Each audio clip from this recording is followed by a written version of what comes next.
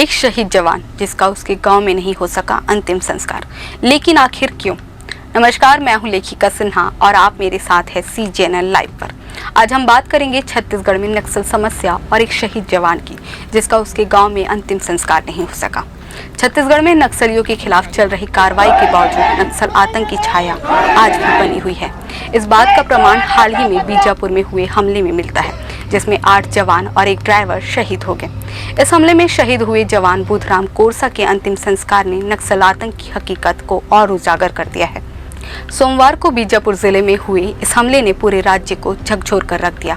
शहीद हुए जवानों में से 5 ऐसे थे जो पहले नक्सली रह चुके थे और बाद में उन्होंने आत्मसमर्पण कर पुलिस में भर्ती होकर DRG यानी डिस्ट्रिक्ट रिजर्व गार्ड में अपनी सेवाएं दी। बुधराम कोरसा भी इन्हीं में से एक थे।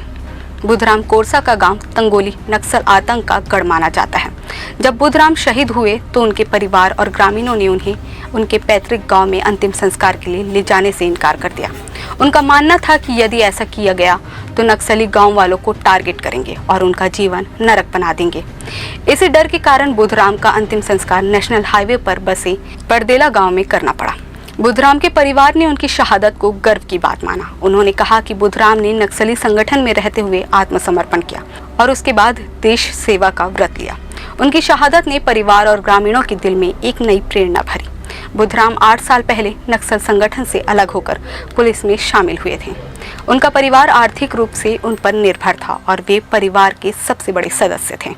बुधराम और उनके साथियों की शहादत के बाद DRG जवानों में नक्सलियों के खिलाफ गुस्सा और बदले की भावना साफ देखी जा सकती है। उनके साथ ही जवानों ने साफ कहा कि वे अपने साथियों की शहादत को व्यर्थ नहीं जाने देंगे।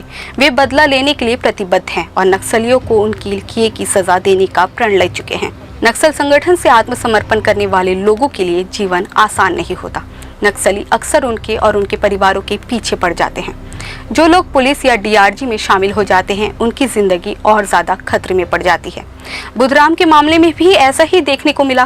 ग्रामीणों का कहना है कि यदि वे गांव लौटते तो उनकी हत्या कर दी जाती। यही कारण है कि सरेंडर करने वाले नक्सली अक्सर अपने गाँवों में वापस नहीं जाते। छत्तीसगढ़ में नक्सल समस्या का समाधान केवल पुलिस और DRG के प्रयासों से संभव नहीं है। इसके लिए सरकारी योजनाओं को निचले स्तर तक पहुंचना, ग्रामीणों को जागरूक करना और नक्सल प्रभावित क्षेत्रों में सुरक्षा व्यवस्था को मजबूत करना बेहद जरूरी है। बुधराम जैसे शहीदों की शहादत को सम्मान देना और उनकी कहानियों को प्रेरणा के रूप में इस्तेमाल करना इस दिशा में एक कदम हो सकता है। बुधराम कोरसा जैसे शहीदों की कहानियां छत्तीसगढ़ में नक्सल आतंक की सच्चाई को उजागर करती है। उनकी शहादत ये संदेश देती है कि देश सेवा का संकल्प नक्सलियों के डर से बड़ा है। ये कहानी उन सभी लोगों के लिए प्रेरणा है जो नक्सल आतंक के खिलाफ खड़े होकर अपने जीवन को देश के नाम समर्पित करते हैं। अगर आपको ये वीडियो अच्छा लगा हो तो इसे लाइक करें और हमसे जुड़ने के लिए चैनल को सब्सक्राइब करना ना भूलें। मिलते हैं अगले वीडियो में, तब तक के लिए नमस्कार।